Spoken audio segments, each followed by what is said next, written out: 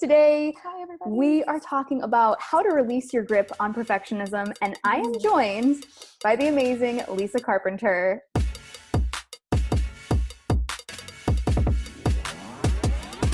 Lisa, what's going on? Oh, I'm so excited. I'm so excited to be talking to you about this, and God knows what else, what other rabbit holes we'll go down, but it's going to be a great conversation, so I'm pumped. Oh, it's going to be amazing. And we were just actually laughing. I was like, okay, Lisa, you've got this incredible intro.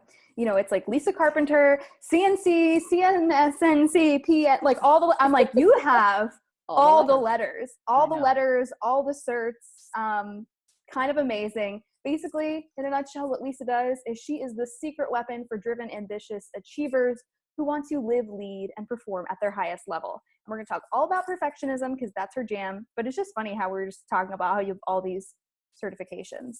Right. So All the certifications. So let's dive into that a little bit. So you, like, where did you start? How, like, you've been in business for a long time. I know. It's amazing. I've been an entrepreneur now for almost 2 decades, which kind of dates me, but it's kind of cool too, because I think it's kind of like a rite of passage. Like I know stuff now that I didn't know way back then, which is cool. And sometimes I have to remember that we're all at different stages in our business and we all bring different things to the table. But yeah, like back in the day growing up, I never believed I was smart. I really, really struggled in school, right? So this is where perfectionism started for me, because if I couldn't be smart, then I would just be pretty. That's a big one. Yes. Right. If I couldn't be smart, I'd be pretty. So if I couldn't be that girl, I'd be the other girl. So all the certifications, you know, when I decided to start my career as a personal trainer, started going after all the certifications.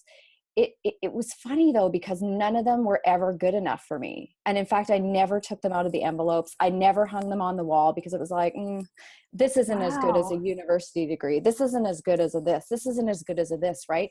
Not even taking into account my like street experience or street cred, because we know a lot of the stuff we do as coaches, we've met coaches, we've met practitioners who they've got all the knowledge, but they have horrible bedside manner, right? Yes. Or they have no intuitive skills or whatever. So I never valued any of like just the street cred stuff as well, and what I was able to do with my clients. So it wasn't until I closed down my bricks and mortar business and I moved home with my stack of certificates still in the envelopes that I took them all out and laid them on the floor. And I was like, okay, Lisa, like, are you ready to acknowledge that you actually know stuff and that you've been doing this a long time? And are you ready to step into this, right? Because for so much in my life, it had been, you know, chasing the certificates to find my value, right? Mm-hmm. And a lot of the people that I work with are the same way. Like they're chasing all these doing things, looking for their personal self-worth and value outside of themselves.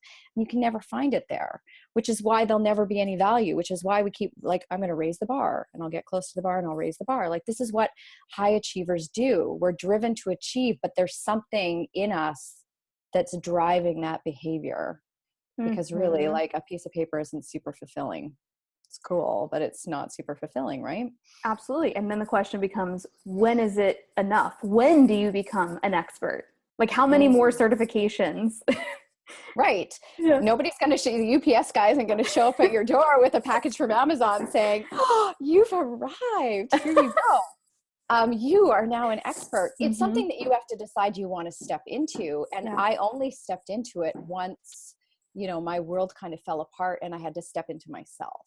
Yes. Right. Like that's what allowed me to claim my expertise, to show up in a different way, because all the stuff that I had put so much importance on, but at the same time, totally poo-pooed all the time, I was able to strip all those layers away. And, you know, I think this is a rite of passage for all of us. We go through life, we come into the world like perfectly imperfect. And then we start looking around going, oh, I'm not good enough. I'm not good enough. And we put on all these layers, we try harder and we do all the things, only to reach a certain point in our life where there is going to be a catalyst for everybody, where you're forced to look at those layers and start stripping them off and saying, wow, I don't need this. And I don't need this. And I don't need this. And it's a painful process. Yeah.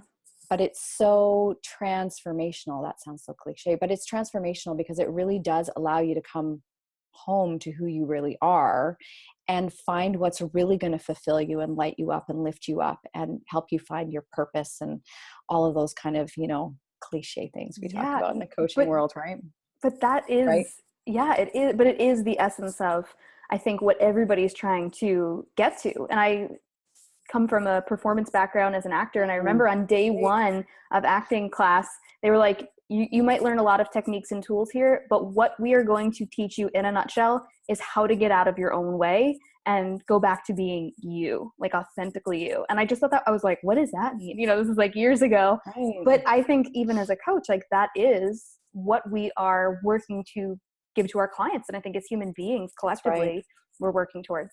So for you, you said you were stripped down. What was one of your big kind of like rock bottom moments where you were just stripped bare and you had that big breakthrough?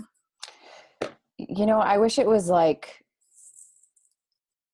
it's a little bit of a longer story, but the basics of it is, I had 2 preteen boys and I had a 6-month-old baby, and I found out my husband was an active addict. And life literally stopped because this had been going on right underneath me. And I had no idea, right? Like the universe is really this beautiful thing. It's always conspiring for you. Mm-hmm. And even the shit sandwiches it hands you, they're perfect, right? They're perfect. But when you get it, you're like, this is a shit sandwich. I don't want this. We're on the podcast. Beautifully said. Beautifully said. Right? I don't want this. But it's still perfect. It was the best thing that ever happened to me. But at the time, it was like the worst thing that ever happened to me. Yeah. And I really had to come face to face with what had been going on right under my nose. And it was less about him and more about me. And I write about it a lot in my book. It was a real raw period in my life because it would have been so easy for me to be just the victim of my circumstances. Like, why is he doing this? How could this be happening to me? But because I was such a control freak and achiever, I was like, well, I'm going to fix this, right? Like, let's show me how to do my way through addiction. Like, let's get on this, right? Where's the books? Where's the stuff? I'm going to fix this. And addiction isn't something that can be fixed. And it wasn't my responsibility. His addiction was his responsibility. And as soon as I realized that his journey was about him, but I had an entire journey in front of me that I was not expecting, but truly needed, that's when things really changed for me because I had to come face to face with my own addictive behaviors. And this is what I work with my clients a lot, right? Things like caretaking, people pleasing, control, perfectionism, approval seeking. Like I had been marinating in all these things my entire life. They were like the mask that I was wearing, and I couldn't be myself because I didn't even know who I was. And that in itself was so frustrating for me. I remember just crying and being so angry because thinking like, here I am a coach and I'm helping other people. And now I'm finding out that I'm a hot mess. Like what? Because I was the girl who would like, had it all together and looked good doing it all. Right? Like that was my MO. Yep. And now here I was, the hot mess, and I'm still trying to, be a coach and a leader to people. So it was really, that was about a year and a half. And I mean, it's still ongoing because this, this inner work never ends. It just, oh my gosh, never. You get faster at peeling back the layers and identifying what's going on. But it literally, it transformed my life. And it actually, me doing the work on me allowed me to have a healthy relationship with my husband. He's been in recovery now for 6.5 years, coming up on 7 years. Amazing guy. But, when I was told that people don't survive addiction, I was like, you've not met me, right? It was so funny, my attitude around it, looking back on it now. But it is true. There's not a lot of couples that survive addiction. And the reason I'm so passionate about the work I do is because I would say 99% of the clients that come to me have addiction in their lineage at some point, and they do not understand how addiction in your lineage impacts your behaviors, right? Because it's so easy to just look at the addict and say, well, it's, when the alcoholic's gone or when the drug addict's gone, then everything will be fine. Right. And they don't understand how it's impacted the behaviors of the people around the addict. And then how those behaviors have been passed on from generation to generation because they're literally survival behaviors. And we don't know any different until somebody says like, hey, you don't have to live like this. And then it's painful to let it go and step into a new way. So I've said to my husband a lot of times, like, I think it was easier for him to recover from his addictions because it's just a cut and dry, like, don't use. Like, for him, it's just a So non-issue. Like, clear. I don't use. Whereas when you're talking about addiction to behaviors like approval seeking and perfectionism, that's like, it was like breathing for me. So it's every single day having to practice and having to be uncomfortable and making mistakes. And oh my God, I did it again. Why did I do it again? Okay, don't pick up the stick and beat yourself up, Lisa. Like, we're going to try this again. And that's where it's so hard for people, because it literally requires us to be in a state of discomfort while we're creating a new normal for ourselves with our behaviors. And it's hard to do that on our own. So powerful.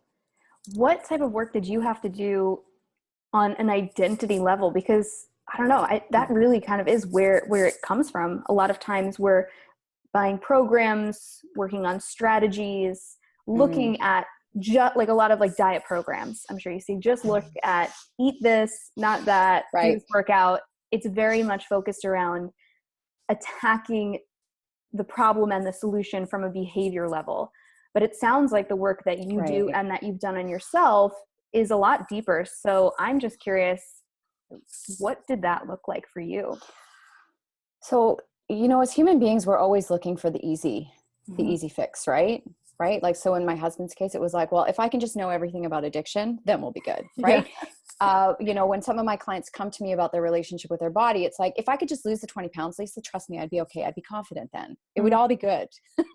Right. Because we want to look, it's so much easier to look at the symptom as being the problem instead of actually going deeper and saying, what if it's not about this? And the truth is, some people don't even know how to language it. Like, I didn't know there was anything wrong. People who are struggling with their weight or, trying to constantly do their way to success, they don't understand that there's something under there driving it until there's a catalyst that they have to look deeper.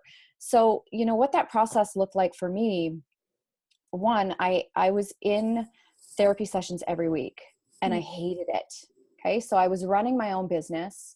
I had a full client load. I had a 4,200 square foot studio at the time. So I had to close my studio down on Thursday nights. So I could drive for an hour, sit in a room with a bunch of people who didn't have their shit together.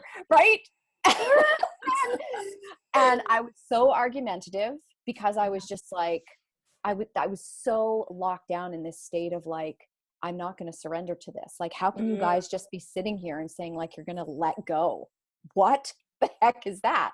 Yes. So it was for me, it was a slow process about staying present, listening, deciding I was going to be open. That was a really big thing for me, deciding I was going to be open and I was going to stay curious instead of believing I had the answer. Because if I had the answer, I would not be sitting in that room. I learned really quickly how I reacted when I was triggered. So I'm typically a fighter, right? So we have fight, flight, or freeze. Some people like run away. I'm like, if somebody triggers me, I typically will lean in and argue for my limiting beliefs. So I learned really quickly when I got triggered and something was said to me, that was my opportunity to step back and say what was going on. And that's the first time I started to put myself through that process. So, I remember when I had to go away. So they ran another program and I had to go away for like a weekend, right? And I was saying to my counselor, well, I have to go, like, I got to go prep food for like a couple, because I'm leaving, right? Like I I gotta have like the containers. Like, I gotta have all the food done for my family. And he's like, no, you don't. I'm like, yeah, I do. Like, that's my jam. This is what I do for a living, right? Like, I need to make sure they're all taken care of. And he's like, Lisa, they're not going to die. Like, your husband is a grown ass man. They're not going to die if you go away and you don't feed them. And I was like, what? And I was so argumentative about it. And I came home and I went, what would happen if I did just totally let go? So I let go. I went away. They didn't die. They probably lived off pizza and pop again, right? Like, let go. It's not mine to control. Yeah.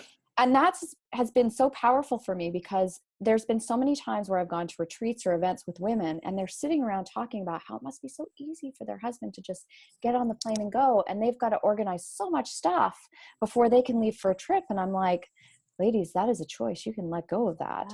Right. So, but it took practice. It took learning like what was really triggering for me and what was my opportunity there instead of fighting. So I know now if I'm fighting for something, there is an opportunity to let go and find another way. So it just took, it took time for me. It took a lot of communication. So that's another thing I work with my clients on, is learning to reach out and ask for help, because I was like, I got this. I don't need help. Reaching out and talking to somebody about how I'm feeling, that makes me feel weak and lame. Like, this is stupid. Like, I was so resistant. But the truth is, the more I did it, the more I was able to bring in other perspectives and shift how I was thinking. And we really use the George Costanza rule. If it doesn't feel good, that's what you're doing. So because behaviors that are like breathing to us feel so natural, we easily fall into them, right? But to stand up and actually set a boundary, like saying, no, I had to practice boundaries. I'm like, I don't get this. I remember being in the group and being like, I don't understand this boundary thing. Am I doing it right? Like, I literally had no sense of boundaries. So learning how to set boundaries was really uncomfortable for me. So I would have to set a boundary with somebody, and then I would have to like call one of my friends and say, okay, I did this thing and I feel like a total like biatch. Like, I feel like a horrible person, da, da, da, da, da. And in communicating with her, I was able to realize, no, that was a healthy thing. And it's okay for me to not feel good because I just did something that I'd never done before. So slowly over time, I changed at the identity level, and that looks different for everybody. And I try and get my clients there. You know, most of my clients who come to me, they know something's holding them back and they're ready for change. So they're a lot more open. Whereas in my case, I was like, I didn't ask for this. I don't want to do this work. I don't want to be here. I'm great. He's the problem, right? So you were literally like thrust into that work. Yeah. Like, here, you got to do this. So when my clients come to me, they're typically able to move through stuff faster because they come open and curious. They know things aren't working for them, but they don't know how to shift it. So I'm able to help them shift it and really change kind of who they're being, how they're showing up in the world, which means taking off all the layers. And it's a process of really being curious and open and willing to acknowledge what's there, accept it, and then do the work of being in the discomfort while you change the behaviors. And that's where people want to stop, because when it gets uncomfortable, we want to stop. And that's when it's easier to just go back to like, I'll just create a system or a process, or I'll just, you know what, I'm going to eat the lettuce. Good, right? Exactly. Well, I love the question that you said that you asked yourself, what would happen if I didn't do this? And that is such a powerful question. That's even like a little bit of NLP right there. Neurolinguistic programming. But whether it's people who have addictions to a substance, whether it's shopping, food, working, social media, even with my clients, my business coaching clients, they'll say, well, I have to do X, Y, and Z. I have to make the graphics. Like, do you have to make them? No one else can do that? Like, what would happen if you didn't do that? Or like, what would happen if you didn't take on every client that reached out to you? So thank you for bringing that up, because that truly is such an incredible question for anyone to ask themselves when they're feeling out of alignment with something. And again, like you said, we almost like create that story around like, people are going to be mad at me. Like you were saying, people pleasing, right? People are going to be mad at me if I don't do X, Y, and Z. And it's like, well, then what happens? Like, what are you creating? What internal representation? So we get addicted to the doing. Yeah. Like, we get addicted to the doing because it feels good to check it off, right? Right. And we make it mean something about us. Yes. I did the graphics. I can do all the things. Like, now I pride myself on, I don't know how to run my business because my team does that for me. And it feels really weird and very freeing. But control freak me didn't think that that was freeing at all. That felt like horrible to hand things over. So we have to look at the behaviors that we're constantly getting looped in and just say, like, what if I wasn't the one doing this? What am I making this mean about me? Like, why am I so hung up on, I have to do this graphic? What am I making it mean? And what if it doesn't mean anything, and going back to perfectionism, graphics for me, that was a day-long job to do one graphic, right? Yeah. Because the font had to be perfect, and let's get the picture right, and then the background. And I don't let myself do any of that stuff now because it so easily hooks me into like going back to that place. So it's even been a practice for me when my team does something for me and it comes back and I'm like, I don't really like that picture. And then I have to check in and say, is anybody going to care about this, Lisa? Like in 10 years, like, let it go. Like, let it go. Like, it doesn't matter. But yeah, it took practice to do that. That's a really big thing. And even what you just said, just shifting and reframing your meaning behind handing things off to your team. So in the past, when you would hand things, or when you were trying to do it all yourself, was there a story? Because I know for myself, I was like, look at me, I'm an amazing business owner. Like, I can do all the things. And then it was like, Jen, don't be a hero. Right. So like, what were you making that mean for you? Always our behaviors are tied to things that we don't want to feel. Yes. Right. So if it's not perfect, people won't like me. My business won't grow. Oh, there were so many stories, right? Yeah. Like, if this font isn't perfect on this page, like it, and it was literally just the way that I used to procrastinate because I was so terrified of putting myself out there. Because I was saying, like, I'm afraid of being judged by other people. But the truth was I was judging myself so harshly. And this is the thing that we're trying to avoid with all these stories and all these behaviors.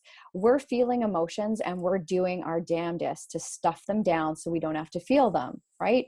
We're quite comfortable feeling like joy and happiness, but we don't want to feel shame or guilt or anger or frustration. Like, we want to do everything in our power to avoid that.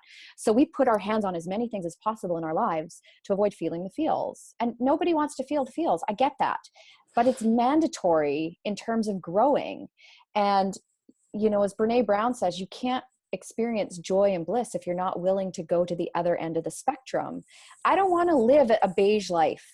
I don't. So as much as, you know, I don't love feeling frustrated or lost or scared or any of those things, I'm willing to stay present to what's going on for me, because I know if I try and fight them, force them down, get into mood altering behaviors, try and numb them out, that they'll just last longer instead of letting them roll in and letting them roll out, right? And there are periods of discomfort in our business where we have to just allow ourselves to be in those places we don't want to be in. Yes, it's that staying busy instead of becoming productive. Yeah. Yes. Sometimes we don't even need to be productive. Sometimes we need to just be. Sometimes doing nothing is doing something. And we have to start valuing doing nothing. But as achievers and driven people, we're like, I don't want to be one of those lazy people. Right. And then the people who lay around too much and aren't driven, and, you know, they need to learn the value in achieving and ambition and all that stuff. But in the middle, there's a sweet spot for all of us. When I'm resting, I'm actually getting myself prepared to show up in a bigger way in my business and for my people. Yep. Like, that is doing something. It's restorative. And we have to remember that. Like, for anybody who goes to the gym, it's not when you're lifting weights in the gym that you're growing and building. It's when you're sleeping at night. You have to get your 8 hours sleep if you want your body to grow and change and transform. It's not happening when you're doing the work. It's happening outside of the gym. And the same is true in business, right? We can do the work, but then we have to pause. We have to let things like germinate and grow and be. Well, it's like that harvest where we want those immediate results. And it's like, why isn't this happening sooner? Like, I've worked out for 3 days. Why am I not, you know, why didn't I lose the 20 pounds already? Or, oh my gosh, I just did my first launch and, you know, I made this program. I don't have an audience, but why am I not a millionaire yet? There's And then we just try harder. And it's like, let me push against this wall. Yeah, let's try harder. Let's try harder. I was just talking about, you know, my son plays rugby right now, and I'm in a place in my business, I was telling you before we went live, where it's very much I don't know. So it's not like, I don't know, chokehold. It's like, I don't know, arms wide open. But it's also uncomfortable because there's nothing for me to do right now. I really just have to stay present to, you know, the emotions that are going on. And I was watching my son's rugby game. I don't know if you know about rugby. It's a little crazy, and I catch my breath every time he plays.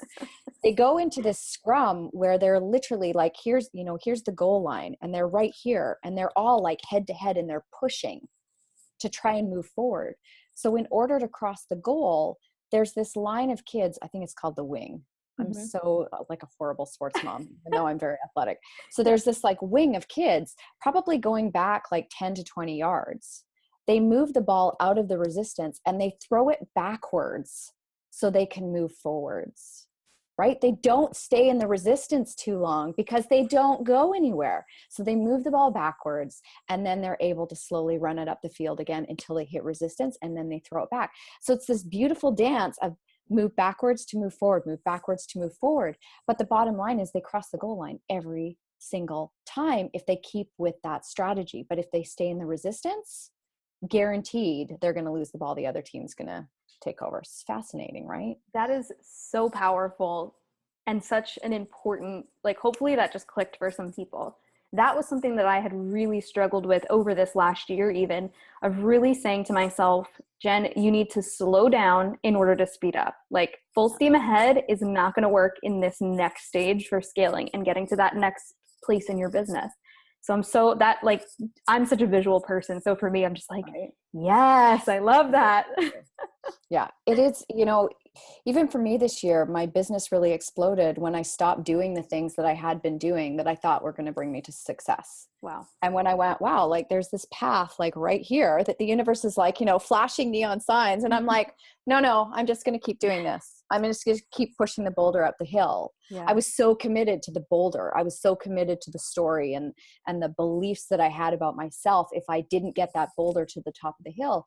And when I just let it go and said, I'm going to walk this path, my business completely opened up in a way I'd never imagined with ease. Yep. Right? Mind blowing, because that challenged every story that I had around this had to be hard. I had to work hard. I had to do more and be busy and, juggle all the things. So it was very eye-opening for me. As a recovered perfectionist, right. Because I was like, Jen, stop calling yourself recovering. You are recovered. Being able to step back and even just see that other path. I mean, that's just proof right there. When you see the new way, right? It's like I had to get out of the scrum. The whole idea of pushing a boulder up a hill, that's such a strong visual as well. And I think for a lot of people, they are in a position, maybe in their business, where they know things aren't feeling aligned, but they don't want to be a quitter. Right. They don't want to walk away from something. And I've had many experiences in my business being in network marketing and just going, you know what, this doesn't feel right anymore. I was in a business partnership. That didn't feel right anymore. And there were some big things that happened with there. Like, we ended up canceling a launch, refunding like $100,000. Like, you don't do that lightly. Yeah, it would have been like 200. And it was just like, this doesn't feel good anymore. And that's okay. Because as soon as we release those things that feel heavy, we open ourselves up to like that next level of greatness. Right. But it's terrifying because so terrifying. You can't see the other way. And,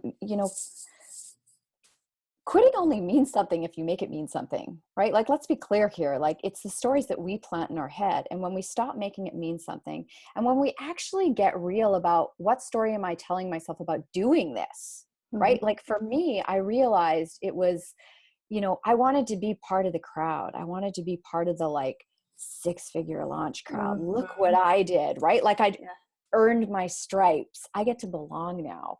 And I realized, like, that's not really what I wanted. Like, that's not really how my brain works. That's not really how my business works.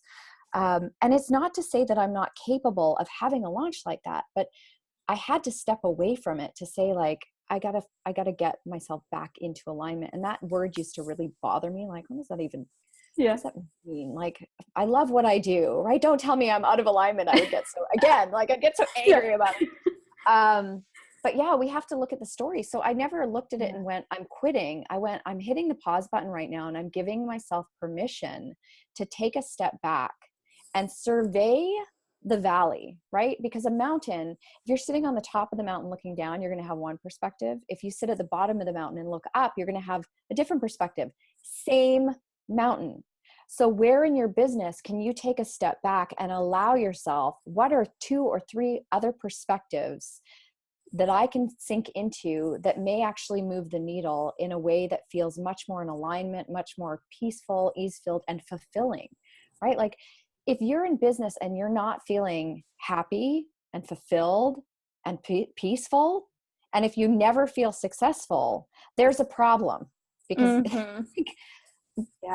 our business is an extension of us. It's here to grow us. It's here to help us live a happier, healthier life. So if it's taking all of that from you, there's something wrong. And it's your responsibility as a business owner. And if you're in any type of leadership role, it's your responsibility to step back and really see what else is available for you, right? Like I love the saying, let it be easy, because it can be. It doesn't mean it's not going to take work. It doesn't mean you're not going to have like face down tears and tantrum moments. We all do. It's part of the ride, but it doesn't have to be hard all the time. And it doesn't have to be painful and heartbreaking and like you want to die because you're so tired, right? Yeah. It doesn't need to bring you to burnout. Like that's not what your business should be doing. But I believe all of us have to walk that path to a certain extent until we figure out, well, this sucks. I don't want to keep doing it. Right? So true. Yeah. And I think just even being able to get into that place where we recognize, oh, I'm either burnt out or I'm getting close to it. Just having that awareness, like you were saying, it's everything, because until you're willing to accept where you are at, you're not going to be able to change it. You're not going to have that space to say, okay, I'm ready for something else. Right. This isn't working and I'm okay with letting this go, even if it means walking away from a brand that I've created or this belief system that I had. And of course, when you're shifting and changing, it's like there are things that it's going to cost you something. And it might be an old story that you have to do it all. But I think it's so, like, I've had so many shifts like that. My clients, like we all do, especially in business and entrepreneurship, we are just forced to grow at such an accelerated speed. And like, it's not for the faint of heart. It's not. Yeah. And you have to love the journey of being in business more than you love the business. Ooh, I like that. You have to love the journey of being in business more than the business, because that is the bigger piece of it. If you are not willing to grow, your business won't grow. Right? Like, so enjoy, like when I stopped trying to get there, which is what most achievers are trying to do, right? Like I'll get there. When I stopped trying to get there and realize, wow, there is no end. So I better like buckle up and say like, I am committed more to the process every day. I'm more committed to how do I want to show up? How do I want to be today? How do I want to feel in my business today? Like that's a question I ask myself every day. How do I want to feel in my business today? How can I show up as my best self? Then I just trust that everything that's going to flow out of that is going to work out. And, you know, after years of work, the stance that I really take is that everything is unfolding for me perfectly, right? Just like the shit sandwich I was given back in the day. I have to trust that even when I don't know what's coming, and I really don't know what's coming right now, it's okay, because everything will be okay. So I no longer sit in lack or scarcity or fear. I don't allow those things to come in. And it doesn't mean that I don't ever experience those feelings anymore. I just don't feed them anymore. Whereas I used to like feed the scarcity, the lack, the fear all the time. Like, oh my God, I'm going to go bankrupt. Oh my God, I'm going to have no clients. I don't feed that anymore. Right? Like when those thoughts come in, I literally say to myself, Lisa, you are not telling yourself the truth today. What do you need to go do to help yourself feel better? And doing is usually like a walk or something, you know, it's like a self-care activity. It's not go write an essay. Do not go try to write a second book. Do not go try it. No, do not do that. So speaking of, you know, you released your book recently. When did it come out? February? February. Wow. Okay. So you wrote your book, Let's Eat. It's a #1 Amazon bestseller. Yeah. Which is amazing. I know. I have to just like, okay. Process, take that in. Yeah. What was that process like? It was crazy. And I didn't do it on my own. So I'm not even going to stand here and say like, I locked myself into a closet for 2 years and I wrote my book. No, I hired someone to help me because I know my squirrel brain. So for anybody who wants to write a book, I'm going to demystify what that process can look like. Because again, committed to let it be easy. It was more important that I get my work out into the world than I write this story of, well, if I don't do it myself, it's not as valuable.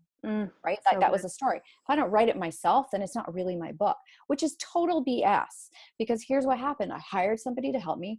Amazing guy. If anybody needs to know, reach out. We had every single live that I've done, every single, you remember Periscope back in the day? I love Periscope, all my courses, right? So think about that. Almost 2 decades of work transcribed. Oh my And I handed it all to him and said, you need to help me sort through this and help me pull out the things that are really important that I need to talk about. He took all of that, organized it into a framework. Wow. He would write, he would send me the chapters, and then I would go in, read it, rewrite, pull things out, put things in, add things in. It was literally, we did it in a 3-month time span because I knew if we didn't, I'd be like still jerking around with it, right? Yeah. Because what is it? Parkinson's law about time. I would block off weeks at a time in my calendar because he was fast. And I was like, oh my God, right? Like I have to read this and rewrite it and then read it and then rewrite it. I would literally go to the coffee shop, shut off all my browsers, and all I had to do was read and write and read and write for day. Like I did that I would do it in week blocks at a time until we got done. And then he was finally like, stop editing, Lisa. Like you need, right? The perfectionism was, right? He's like, stop editing, stop putting things in and out. I'm like, okay, I'm done. Right? Like hands off. Time's up, ding, ding. Yep. So that's what that process looked like for me. And anybody who's read my book, one, I'm super proud of it because it impacted so many lives already. And it's really getting information out there to women that they didn't really have language around before, around how their emotions and how they're using food to numb out, as like getting them to get off of the framework of how to eat. Like I talk about that too, but it's really doing the preliminary, the inside out work. So it was a really amazing process, but it wasn't hard, right? Like when I sat down to write, it was like, what energy can I bring to this?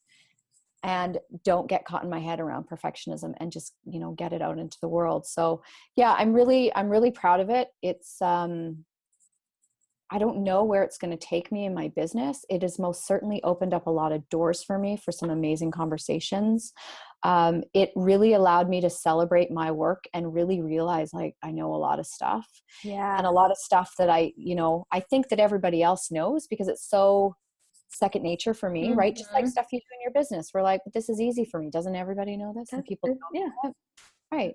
So it was an amazing process. So for anybody who wants to write a book and it feels like a daunting task, there are people out there to help you. It will cost you money. But I also knew that if I didn't hire someone to help me, the amount of time and head trash that I would get into, I didn't have time for the head trash because I was on his deadline. I was on his timeline. And he so beautifully was able to cut down and pull out the stuff that was really important and leave the rest, right? That's what my courses and programs are for. Yeah. But the book standalone, I'm super proud of. Like if somebody only ever read my book, super proud of it. Like they'd still be able to have a huge transformation. So what more can I ask for than that, right? So beautifully put. And I think I appreciate you saying, let's demystify this. Because I think when people look at writing a book or creating a course or really doing anything that's at any level of excellence, there's a lot of story that comes up. Well, I couldn't do that. And all, like you said, the head trash, the gremlins come in. But the reality is people are not getting to that level of excellence on their own. And I think I remember when I was a new entrepreneur, I didn't really understand that. I really thought I had to do it all by myself. And now stepping into this and so grateful that I'm surrounded by so many people who are really at such a high level of, service and creation. And I'm like, oh, that's how they're doing it.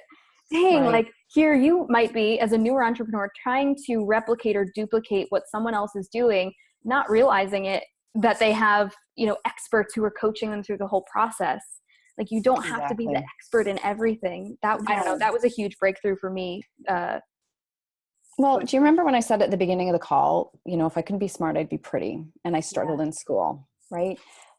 I have 3 boys now. One is graduating this year. One is, a year behind. And then I've got Jake, my 6-year-old. So I've learned a lot through parenting. And kids, just like our business, we're not here to grow them. They're here to grow us. It's mind-blowing. Anyways, my middle kid, when he went to school, he was really struggling. So we had a full assessment done on him, only to find out that he had a disability, as a written output disability. So it's hard for him to take the words in his head and put them on paper, right? Like, think about what we have to go through to know the letters, to make the word, to make the sentence, Yeah. right? So he really struggled with that. But in going through and debriefing his learning assessment, this was such a powerful moment for me. I read it and I just started to cry, because I realized that in school, I don't know if it was a written output disability that I was struggling with, but I definitely had a learning disability, which, by the way, most very highly emotionally intelligent people have learning disabilities, because we don't fit in the box of traditional education. Okay. So there's nothing wrong with us. We call it a disability. It's not. But I started to cry, and I literally cried.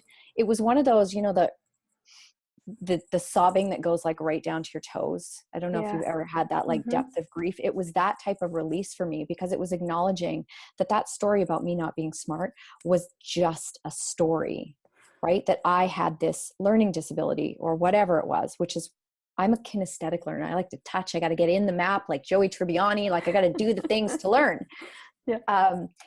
So when it comes to business, how this relates to business now, what I've had to teach my son, don't do stuff that your brain isn't wired for. It's not that you're not capable. You could do it.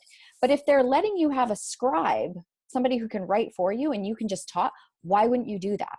Right? Like, you're allowed to have a calculator, and pretty much all the time now we can have calculators with us. So do you really need to memorize certain things, or can you rely on your calculator? Like, where can we let go of things that society tell us that we have to know, so that we can actually work to our strengths? So in my business now, it is my responsibility to work to my strengths, and anything that isn't a strength for me, I am doing myself and my business and the people who need me a disservice if I don't hand that responsibility over to somebody else who is far more capable, and it's fun and easy for them, right? So I write my emails. I don't even go into my email service provider. I don't do my graphics anymore. I'm capable of it. I wouldn't know how to set up a funnel to save my life, but I can write stuff. But there are brilliant people out there who know that, right? There are brilliant strategists out there. I'm not a strategist, although I'm not horrible at strategy either. Yeah. But when we really commit to growing our business from our strengths and knowing what our strengths are, and no longer condemning ourselves for our weaknesses, because that's why I would do all the things, right? Because I wanted to prove that I could be good at all things, instead of saying like, wait a minute, what if it doesn't mean anything that I still don't know my multiplication tables? I don't know them. I have to use a calculator. I'm horrible at math. What if I stopped making that mean anything? Yeah. Stop judging myself for it and gave it to people who are really good at it, right? I have an accountant now. He loves his job. Great. Show me the numbers that I need to know and tell me what I need to change. But beyond that, I don't do that. So whether you're starting out in business, one of the best investments you can make is to just, even if you get a VA who you commit to giving the stuff that you know you are totally crap at, and that if you're honest with yourself, you don't really want to know it. Get help. When you started to show up this way in your business, what changed? My coach read me the Riot Act. My coach read me the Riot Act, which is why I changed, right? Because she basically said to me, Lisa, do you think a CEO knows what everybody on the customer service desk is doing? We have SOPs for that. And I was like, whoa, like I hadn't even shifted into what is the mindset of a CEO. So that was huge. So that is really what changed for me. That moment when I started letting go of things, I stopped being an employee of my business and I stepped into being a CEO. And that's a whole different level of being. That's a whole different level of visionary. That's a whole different level of delegation and how you show up in the world. When I stepped into being a CEO, it also demanded that I take a deeper look at my relationship with money. Employee mindset around money, CEO mindset around money. How would I be making decisions differently? You know, as Richard Branson, if a plane falls out of the sky, is he like freaking out that he lost a plane? Or does he just say, okay, well, I need to make some more money to go get another plane, right? Like it shifted so many things when I started thinking like a CEO. And that's what hiring somebody allowed me to do. And I think that that's true for many people, because you have to show up differently when you're delegating to somebody else. Yeah. Oh my God, this is such an important message. So I'm so glad that that we're having this conversation. Me too. What is the best piece of advice that you've ever gotten? Mm. There's been so much. Yeah. Well, that one around, stop being the employee and start being the CEO, that was a huge Mhm. piece of advice. And honestly, when my transformation happened, I remember walking into the therapy room one day. And of course, I'd been gangbusters on Yep. all the books, right? Because I was going to fix it. And I know all the business people, you read all the books, all the Yep. mindset books. And my counselor looked at me and she said, because I was just crying, right? Like, how am I Yeah. ever going to fix this? Like, I'd come to that place where like I felt totally broken. I'm a horrible human being. I'm broken. I don't even know where to start fixing me. It was like the messy room. You don't know what to pick up first. And she said, Lisa, stop reading and start just being here, because the work you need to do, you're never going to find it in a book. There's nothing to fix. You need to just be in this room. You need to stay open. You need to listen, and you just need to start practicing. Like, it was one of those moments where what she was really telling me to do was surrender. And surrender isn't giving up, it's handing it over. It's saying, I don't need to know the answers, right? I got goosebumps. I Yep. don't need Chills. to know the answers. I just need to be here. And even if I don't like being here, you don't have to like something to accept it, but just be present and grow. And that's really when I stopped fighting, right? I stopped the resistance. I Mm. stopped fighting. I started showing up for myself, and I just trusted the process. And I didn't know when the clouds were going to part, when the, rainbow was going to come out. And I remember crying about that too. And I can't even tell you the day that that happened, but I can tell you my life is profoundly different than it was 7 years ago. Yeah. And it was because every day I showed up to do the work that didn't look like the work. Mm. It was the being stuff. It was the inside out stuff. So yeah, I'm all for the doing, but if you're not working on the inside out stuff and you're just reading books and you're not actively working with a coach or a counselor or whatever floats your boat, you have to have somebody else's eyeballs on your stuff if you want to grow. Mm-hmm. That's so profound. We can't see our own stuff. We're in our own box. You're And in your own exactly what box. you said about, surrendering. I think you kind of touched on this before, that letting go and surrendering is not a sign of weakness. No, it's one of the biggest acts of strength and courage you could ever have, Mm. right? It takes a lot of courage to trust the universe and that trust that Yeah. everything is going to work out, but it always does. As soon It as you make that always does. decision, it always, yeah. And it always has been, Yeah. right? Like, look at your life, take inventory. I bet you can find 10, 15, 20 examples of when things have worked out that you're just not looking at because they're not profound enough. They're not these epic moments, but they're there. Mm-hmm. There. We were put on this earth to thrive, and more people need to lean into that. But it means, freaking men. right? It means giving up the attachment to the struggle and the suffering, because you can't thrive and struggle and suffer at the same time. So you got to choose an island. Which one do you want to be on? And that was, that was a big turning point for me when I actively chose to thrive instead of clinging to my suffering. Mm. Oh my goodness. I feel like we could go on and talk about this for like hours, because you're so amazing. Like everything that you're saying, I'm like, tweetable moment, that needs to be a video. Like, so I know there's going to be some big ahas. I can't wait to hear everybody's biggest takeaways from this. Yeah. Where can people go and connect with you online? Where can they find me? So my website is probably the easiest place if anybody's interested in knowing more about me and my work. So that's lisacarpenter.ca. I hang out on Facebook as well. I've got a Facebook page. I think it's Lisa Carpenter Inc. Over there, I talk more about, and this is this kind of like gray area. What am I talking about these days? Yeah. I have been talking about weight loss and food. That's slowly starting to shift. It's just, I'm letting go of the shore, because really what I talk about is emotions and numbing behaviors, regardless if it's food or something else. And I also have a Facebook group that I've started for kind of entrepreneurs or business people, where I wanted to be able to talk about all the stuff that goes on in my business, but the people that are following me about food are like, I don't think they care about it, right? Like, this is what I mean. It's messy right now. I'm trying to figure all this out. So I started a Facebook group called Full Frontal Living. and I just kind of go in there and jam about whatever I want. There's no real rules around how I show up in there, and I set it up that way intentionally. Like, guys, I don't know what I'm doing, but if you're interested in hearing what I have to say, this is what I'm going to do. Yeah. This is what I do. So, right? There's no right or wrong way to do Good. business. Sometimes there's like zero strategy, and it's just, let's see how this feels. Let's see how this works out. Let's see what comes of it. And so that's sometimes that's the most epic way to do it. Right. So that's cool. So good. Well, guys, thank you so much for being here today and listening. Lisa, thank you so much for being here, showing up, and just, you have such an amazing energy. I'm like, feel so zened out right now after this conversation. Cool. I love doing interviews because, like I said, for me, it's just such an easy way for me to share my stories, and I'm here to impact a lot of people. And most of the people I impact, I'll never know I impacted them. And that's cool. But to just have the opportunity to say the things that come through me that I know somebody out there needs to hear, knowing that is enough. And that's pretty awesome that I get to do this for a living. Right. So incredible. Like the coolest job ever. Like the coolest thing. Oh my gosh. Well, thank you so much. Thank you guys. And we will see you soon.